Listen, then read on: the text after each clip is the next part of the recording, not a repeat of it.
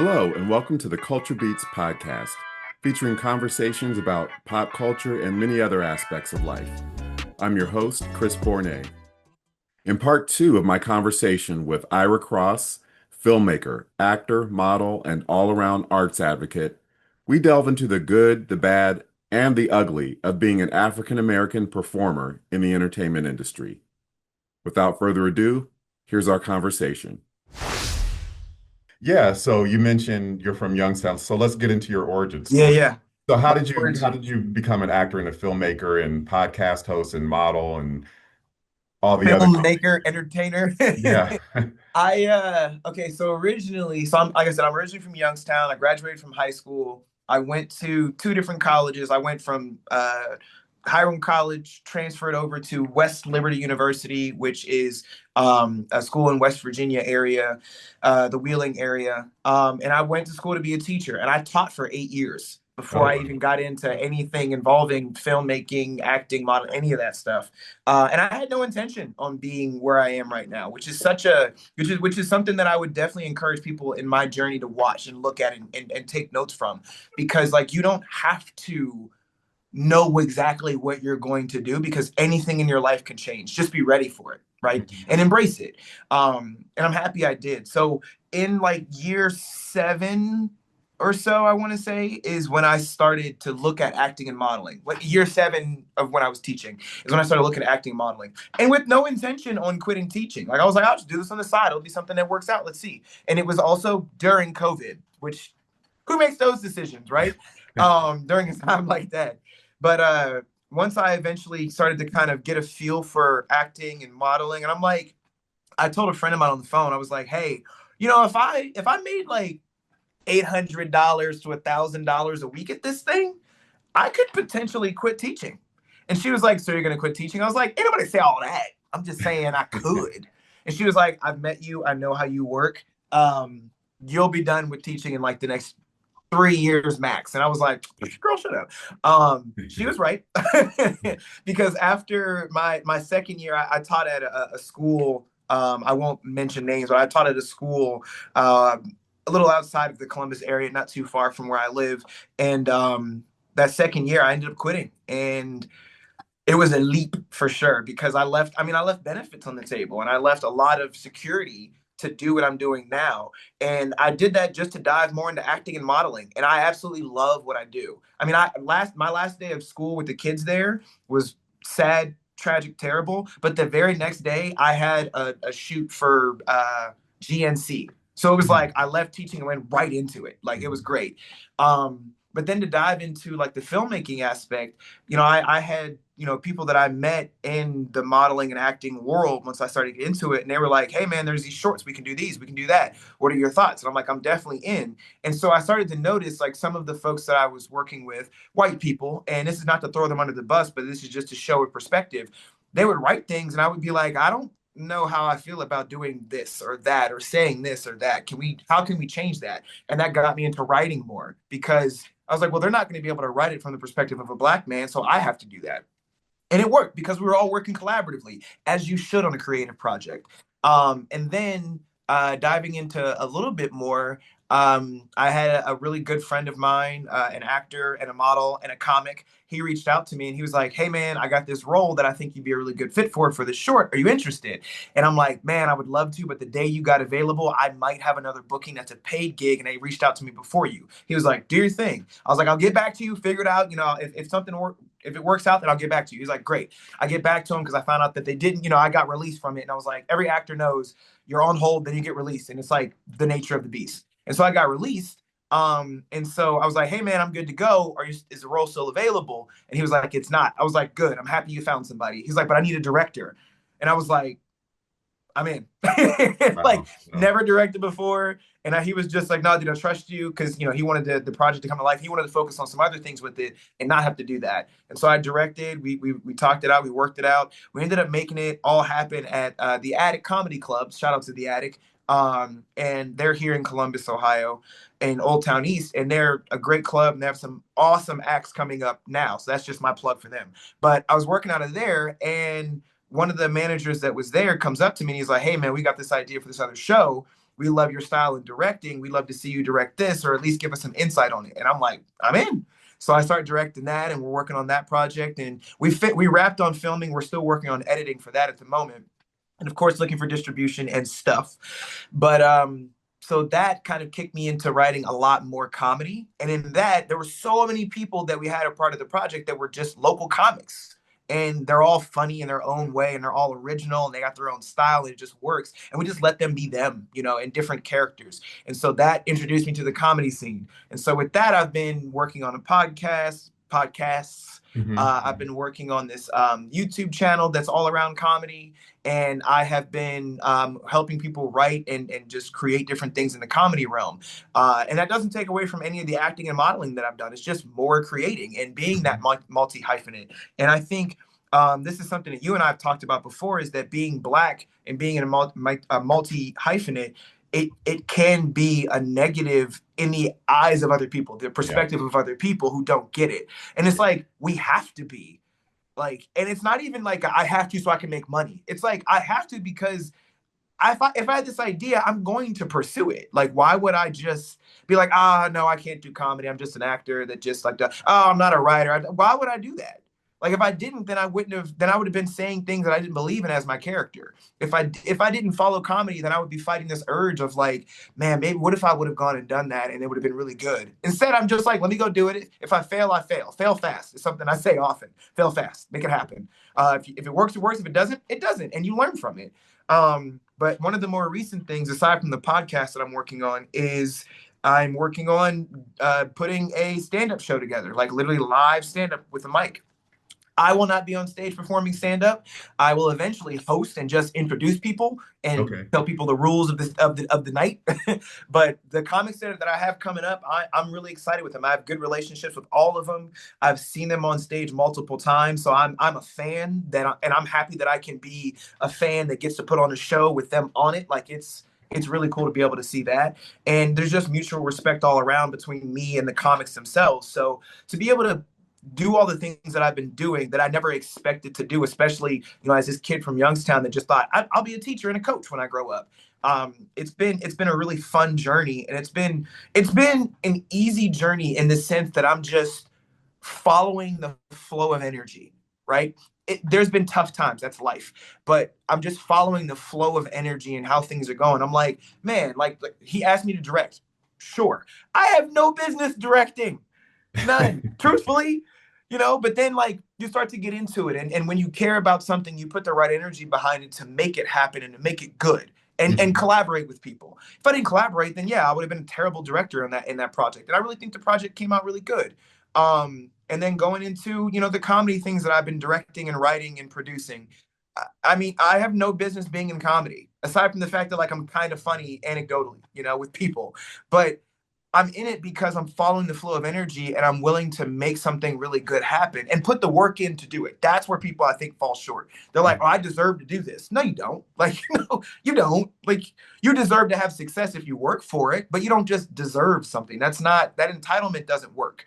And I really believe that removing ego and entitlement and just saying that I want to just make some dope shit is really what it impacts more than anything. And saying removing that ego invites anybody who's willing to just create and make something wonderful and amazing and funny or scary or just impactful, whatever that thing is. When you do that, it's just that'll happen. It doesn't matter how many people see it or how much money you make off of it. If you want to make something amazing, you will if you have the right intention and just let the energy of that thing flow. Yeah, you said a lot there that I think is very inspirational. So first of all, just being, like you said, being open to the flow of life, because Yeah. someone else from Ohio who's been hugely successful in acting, Halle Berry from Cleveland, Yep. Yep. I listened to an interview with her, and she said she wasn't one of those people that dreamt of being a star or being in Mm-hmm. entertainment when she was a kid. She fell Mm-hmm. into acting because she entered a beauty contest, I think she just Yes. get scholarship money. And someone was like, "Have you ever considered acting?" And she goes on to win an Oscar. So that Right. just goes to show you don't have to start out from birth wanting to do something. Like you said, you Right. kind of follow life's path and follow your passions as you Mm-hmm. discover them. Yeah. and be successful. So I was wondering, so when you decided to become an actor and a model, did you think, well, I need to move to New York or LA? Because when I was younger in my 20s, I was also a model, but it's just like, and I actually dreamt of living in New York or LA when I was a kid because I Mhm. always wanted to be a writer and director, but I Mhm. just sort of never got around to it. But was it with you, was it a conscious decision to stay here in Ohio or how did that come about? Very conscious decision. One of the I love that you asked this because it sets up like so many thoughts in my mind. I People ask me that often, that when they find out, that I'm an actor, like, oh, why don't you move to New York or LA or Atlanta or different all these different places. And I'm like, one, I can never see myself living in LA. Could I Okay. work there? Of course. Like, there's work there. I'm gonna go. I'm willing to work as an actor and a model. I'm willing to work anywhere where the work is, but I don't want to live in LA. I'm good. Yeah. Same thing with Atlanta and New York. I Of the three cities, I've only been to New York, and I really like New York as a city, but I can't picture myself like living there.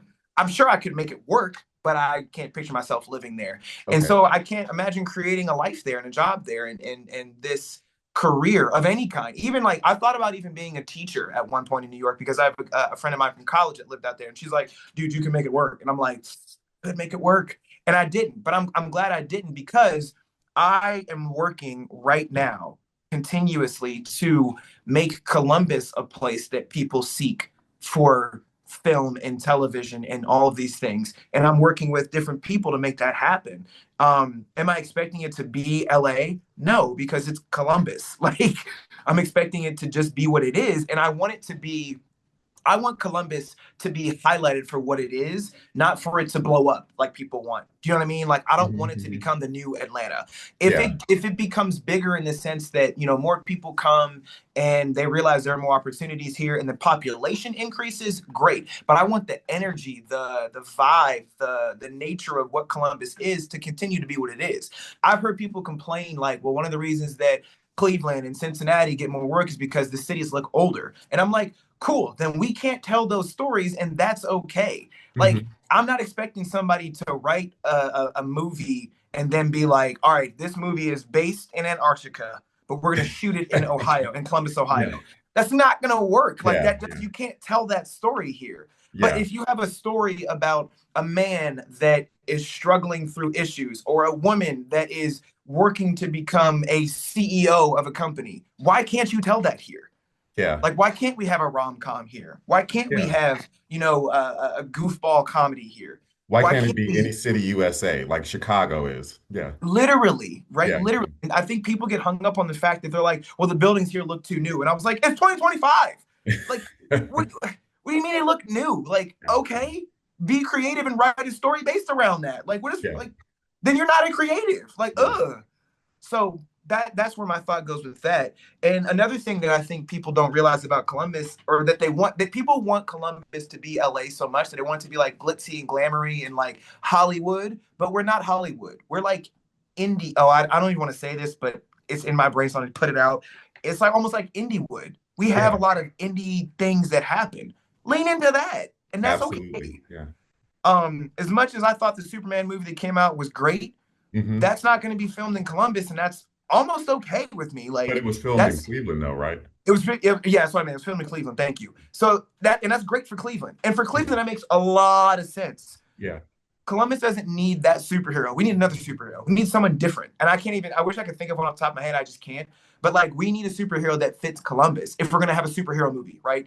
As much Right. as I know people are tired of the superhero Well, movie well, trope, but what was the Ready Player One? That was set in Columbus. that was set in It wasn't Columbus. filmed in Columbus, It but it was wasn't filmed set. in Columbus, but it Yeah. was set in Columbus. And even the book and the movie were. So it's like Yeah. something like that. Like, they didn't have to make that set in Columbus.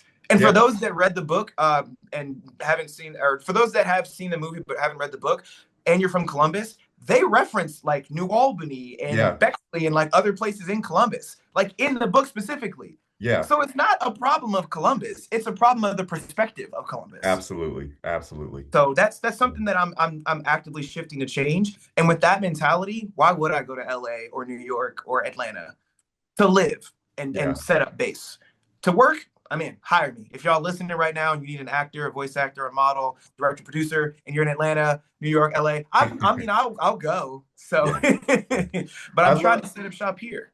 Yeah, I love that you have that mindset because I have the same mindset. I sort of like, Mhm. as I said, I used to want to like relocate. Then it's sort of I decided why not bloom where you're planted? And like you said, there's so many creatives here and Yeah, so many talented people here. so many. Yeah, something I wanted to ask you, and I can answer this first if you need time. Sure.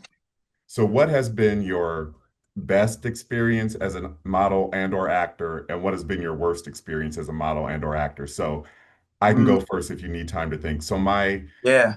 sort of worst experience was so I was 21. I remember this. It was 1993. I was 21. So I was Okay. doing some kind of shoot that involved like a kitchen because it was Okay. in this studio, but it was like this little setup to make it look like a kitchen.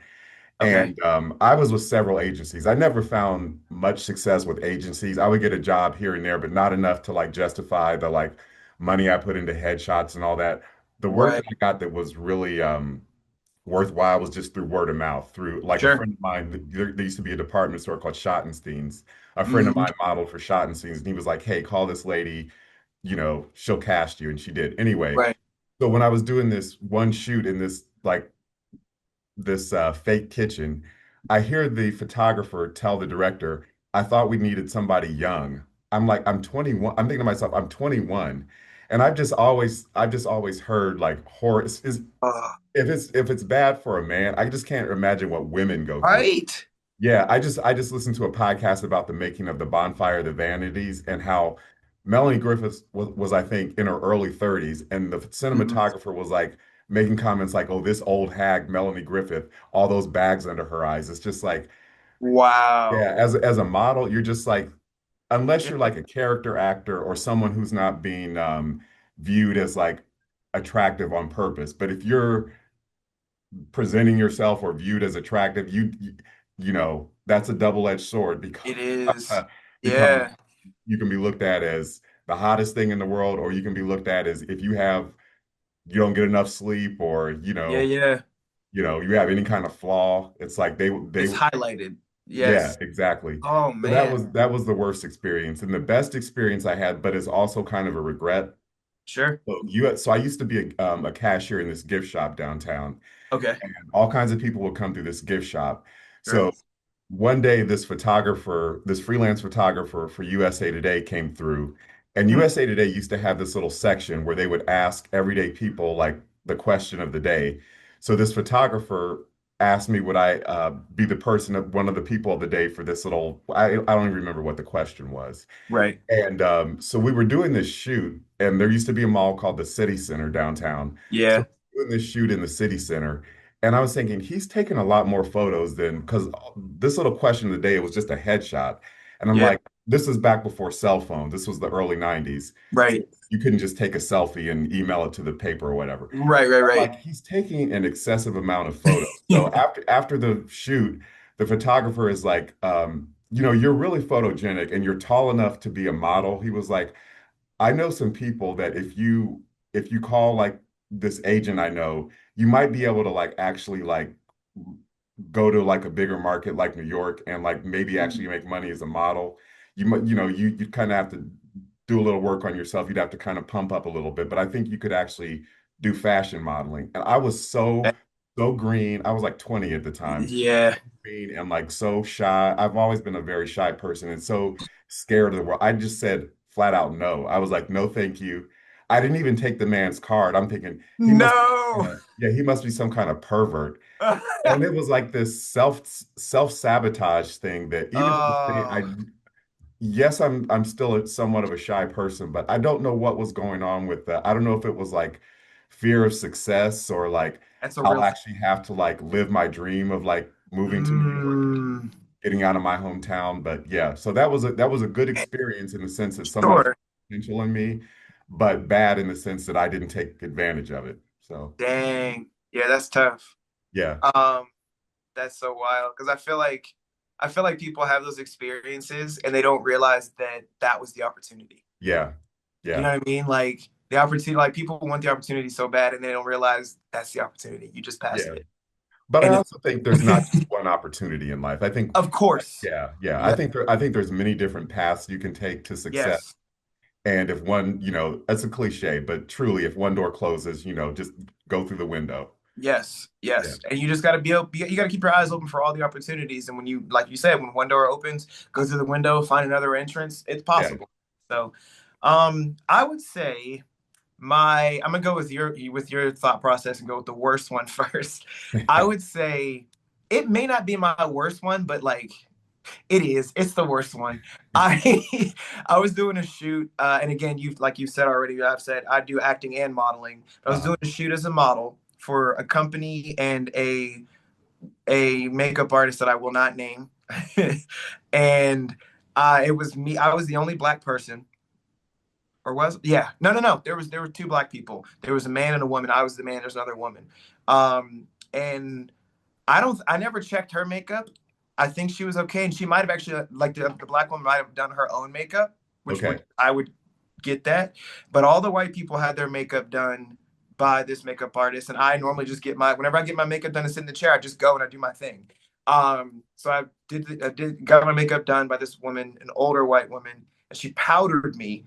And I don't mean like you still get powder here and there for like particular reasons, just for for highlights or Take whatever, shine just off. Yeah, shine off or stuff. yeah. But she powdered me like with a powder thing that I remember my grandma using. And I was like, and my grandma is like if my grandma was still alive today, she'd be pushing 100 something. Wow. So like, yeah, like older stuff. And it worked for my grandma back then, but like she also had the right makeup for her face. Yes. This Yeah. lady, I walked out the chair and it's a white guy who I'm like great relationship with him. He was like, Ira. I was like, what up? He was like, go look at your face. And I was like, why? He's like, go look at your face. He's like, I won't stand, just go look at your face and I'll come with you. And I was like, all right. So I like literally go in the mirror and I'm just like, oh, dude. Like homegirl had me looking like Sammy Sosa out there. It was not good. Like later stage Sammy Sosa. For those that don't know, your boy, I am like those that can't see me. I'm like a Like paper brown. bag, Uh, brown, lighter brown, mid yeah. brown. Not really light skin. I'm definitely not dark skinned. And she had me looking like Prince, like light skinned Michael Jackson. It was not good. Right, right. And it Wow. wasn't super like white, but I looked mad ashy, is what it Right. was. Like Something and no black person ever wants to look like. Yeah. no. Yeah. And the other thing too is like for those that can't see me, I have a beard, so you don't have to do most. Yeah, most of my face is Yeah. off the. You're good. Beard is covered. Get the top of my face, my nose, for all. Man, Chris, when I look in the mirror and I'm like, I don't know how I'm gonna fix this. And the guy that was with me, he was just like, dude, I don't know what to tell you. He's like, I keep my own makeup, but like, I was like, it's not gonna work for me. He's like, right. That's what I was trying to say. But like, he's like, maybe if we talked to the other woman and she was darker than me, so that wouldn't have worked. Right, And right. so what I did is I just took a paper towel and I like dabbed my face to try to see my skin again. Man, and that kind of worked okay. So like this, we shot for 2 days. And the second day that we shot, I went up to I was staying with a friend of mine in the area because it wasn't in Columbus. And I was like, yo, is your sister in town? He was like, yes. I was like, tell her I will pay her to take care of my face. And he was like, she got to work. I was like, dog. So it didn't work out that way. And I just didn't get my makeup done the next time. Wow. Like, Yeah. so that was the worst. The best would probably be almost the opposite situation. I am proud to say this company's name, and I hope they're okay with me saying it. If they're not, it's free advertisement. Yeah. Right. I did a shoot with Cadillac, and that was an awesome experience. It was an experience that was great, specifically because it was all black people. Like I don't know if there were any white people on set. Now Mm. that's not to exclude white people, but ask any black actor or model if you're on set and there's all black people, how often that happens, and it's not a lot. Yeah. So and I have no problem working with white people. I love working with all types of people, but this Sure. Right. experience was phenomenal. One, it was a shoot for specifically for Black History Month. So that was cool to be able to contribute to that, as an actor. Two, it was for Cadillac. So like, I mean, anybody that knows history between black people and Cadillac, it's a big deal. It was shot in Detroit, which is also pretty dope. And I got to shoot with a woman, and I'm blanking on her name, so I really feel bad about that. But she is a woman that helped design the newer Cadillac, and I think the Lyric is the electric vehicle that Cadillac has, the SUV. So she helped design like all of the interior of that. And she's just Wow. there in the commercial. And I got to be an engineer with her. So that was super cool. Hmm. So all of that was great. Then rewind back to the beginning of the day, hair and makeup. Best experience I've ever had. I came in like, I mean, my hair right now is fine, but I came with my hair looking a lot better than this. And they were just like, they sit in a chair, no judgment. They were like, hey, question for you. Do you mind if we give you like a quick little edge up, just to take care and make it look crisp? I was like, I ain't even mad. I'm like, hey, I gotta tell my barber I'm cheating, but he'll understand. And so, they literally gave me like a quick edge up and a haircut, just a quick, and they're like, just a little long. They're like, do you mind? I was like, hey, I trust you to do your thing because I know your work is going to be on this screen just as much as mine. They were like, yep, you got it right. Did that, a quick little touch up on the makeup just to get rid of my shine. The beard was fresh, the hair was fresh, the fit was for everything was just a great experience. The director was a super, he was a very chill guy, but he was quick and effective. So Hmm. like it was great. My co-star, aside from the woman that was designing all those things, she was a woman that I've worked with before, and we always have a good experience working together. So that was great. The food was good. Like it was just all around a really good experience. The only bad part about it is that I had to drive to Detroit in a snowstorm for the Oh fitting and no. stuff like that. And then I drove back. It was just a lot of driving. That was the only bad part. Because this is the only part I can complain about was the stuff that's outside of people's control. I have no issues, but that was the best situation. Haven't had anything in terms of like overall top that, with the exception of one, but it was because of the acting experience. All the stuff that I can't control in that situation was awesome. Yeah, yeah. That whole issue with hair and makeup, that's an issue that not just Black people, but I know all actors and models of color deal with. I actually Mhm. went to the American film market a couple years ago, and they had a whole panel about how Mhm. it's even hard for Black makeup artists to get hired on productions where Black actors are actually Yeah. have requested, can I have my own makeup artist? So yeah, that's an ongoing. I know Yeah. Oprah, when she was doing her daily talk show, she said she hired a lighting director who knew how to light Black people. So, It's yes, and it's such a big. People don't understand how that works, and then so I'm happy you actually brought that up with Oprah because I'm working with in the podcast that I'm working on that's called First Mike. If it'll be out soon, it'll be out in January. But yeah, in that podcast, I'm in front of the camera and I'm producing from the sense that I'm scheduling guests and I'm putting together the show, the structure of it, and everything. And my guy behind the camera and behind the lights and the sound, his name is Brandon Goodyear. Shout out to Brandon Goodyear. He's fantastic. Brandon's a white guy, but Brandon has been so intentional to make sure he lights me correctly. And mhm, I absolutely love him for that. And I didn't ask him to. He was like, I need to make sure this is a thing because he cares about his work that much that he wants to make sure that everybody who is being on camera looks the way they should. And so I was like, dude, I love that. So when we shot like the introduction, because all the introductions that we shot are separate from the actual interview, kind of like how you do. You come in separate and you boom, you dive in. yeah, Since we're filming it and we're also obviously recording sound, he was like, I'm the only one in the videos for the most part for the intros, with a couple exceptions. And he was like super intentional about how I was lit and how he set things on the camera in terms of his settings. I was like, I can't ask for more than that. So that's I'm so happy you brought that up because it gives me a chance to give Brandon a shout out, but also to highlight like it does happen in a positive way for us. It's yeah, possible. It yeah, is yeah, entirely possible. yeah. And I want to be respectful of your time. I just have one more Sure. question, and then we can Yeah. wrap. Is you kind of just touched on it with your answer to the last question is so we're in a filmmaking group called the Homesteaders that's Yeah. specifically for people of color. And Yes. then you're working on like a directory of is that how to describe it? So Directory of I would um, say that is a piece of it. So okay. first off, shout out to the Homesteaders. Love, love, Yeah, love. absolutely. Group. Which is of course a tribute as so fitting to Oscar Michaud. Yes. And it They're was great it was album. intentional. Yeah. Very intentional to give that shout out. And for those that don't know who he is, please go look him up. Go check Yeah. him out. He's worth reading about, watching his work, and yes, just impactful. We literally wouldn't be here without him, literally. Absolutely. And I'm a firm believer in that. But Homesteaders is a great group, but Homesteaders honestly is a piece of this larger group. So you had mentioned how there's a directory component that's going to be a part of what I'm doing. So the as of now, the name is tentatively Ohio Media Association, or OMA or OMA. it very well could change. I'm not married to the name. I'm married to the concept of it being something great for filmmakers and everybody involved in filmmaking in the Central Ohio area and eventually Ohio. It is part directory in that it will give people access to see who is working on what in Central Ohio. But it's also something that and it's still in progress. It's also something that we still want to give people the ability to find work. So showcase your work, look for people to bring on to your jobs, and look for jobs as well. It's just a resource that really can help people out. I like earlier stages of it, I was kind of calling it the Indeed of Central Ohio filmmaking, That's where, great. Indeed is just job board. So it's a job board mixed with directory, mixed with, celebrating people.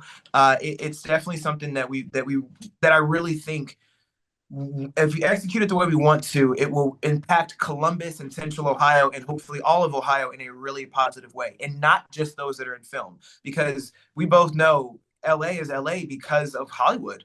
Atlanta is Atlanta because of a lot of reasons, but it's gotten bigger because of the films that are there. New York is New York because it's New York. I mean, New York is just going to do its thing. Yeah. But we know that those hubs for film are that because people embraced it. And that's something that we're working on doing with OMA is giving people community. And not that there's a great film community here, do not get me wrong, but giving people more of a community, more of an obvious community, so that that community leads to opportunities. And that's something that I think as long as we keep chugging along with it, it'll happen. It'll be a really good experience for everybody involved. Yeah, and like you said, if there's a database of talent, then that can help bring the big budget productions here. Because Yep. if we say there's a simple place where I can go and find crew or find Yep. talent, find Yep. whatever I need, and not have to cherry pick and look in Yeah. different places. Yeah, that Yeah. will actually bring more of the film industry here to Columbus. Absolutely. And honestly, even more than that, I'm a firm believer in I want to be able to I'm a firm believer in the thought process that if you want people to help you, then look like you don't need help. That's Like a I great want way to to put be it. right. I want to be creating and working and doing things. And then people are like, what is Ira working on? And then people gravitate toward that. Not because I'm desperate, but because I'm working. Like I'm doing the thing. And all the things that I've been working on, people have I've been able to gravitate and people have gravitated toward different projects I'm working on because they see the energy that I'm bringing toward it. Yeah. And it just comes from wanting to do the work. It's that simple. Yeah. And in the short time I've known you, I can just see that you are a action-oriented person. It's just like Yeah. you're always saying, you talk to friends and they're like, well, I'm working on this project. And you're like, well, okay, what's the step? What's keeping you from X? Yes. And you're like, okay, we're doing this. Yes. Then Yeah. let's do it. It's like, oh, there was a guy, and not to go on another tangent, but there's a guy who's a comic. He's hilarious. He had his show idea for just an Instagram channel or Instagram show, and he was like, oh, it's a great idea. I was like, dude, I love the idea. What's stopping you from making it happen? He was like, I need microphones. I was like, what kind of microphones? He's like, just the small ones you can hold in your hand. I was like, as I'm talking to him, I looked up on Best Buy and I was like, where are you at right now? He's like, I'm driving. I was like, what's the closest Best Buy? He's like, this one. I was like, go to that Best Buy, pay for it. I'll give you $50. That's half the money. Like, let's Wow. just go do it. Like, he Not was many like, people would put their money where their mouth is. So I hats off yeah, to you for doing that. thank you. Yeah. And it's just a matter of just like, what is in your way? Figure out what do you want to do? Figure out the steps to get to that thing. Do the steps. Yeah. Maybe my grandma taught me some simple stuff and I just figured out how to follow it and nobody else did. Yeah, it's as simple as that. It really is. It's Yes. figure out the steps and take action. Yeah. Yes. Yeah. Yeah. Yeah. Yeah. Well, Ira, it's just been great to talk to you. I'm really excited about everything coming up in the future with the homesteaders. And, Yes. I have so many pop culture topics I want to talk about on this podcast. So Yeah. periodically, I hope you don't mind if I call on you again. And then if you ever need me, if you need my help with your podcast or any projects you're working on, please Absolutely. call on me. No, I definitely will. And yeah, please let me know. We will definitely have to get back on and talk about something. We'll get on. Yeah, I'm all about it. yeah, Anytime I'm asked to be a guest, I'm always as grateful as possible for people to want to hear my voice. So awesome. All right. Well, thanks again, Ira. all right, thank you so much. All right. See you soon. Peace. If you like this video, please leave a comment, share it, and subscribe to my channel.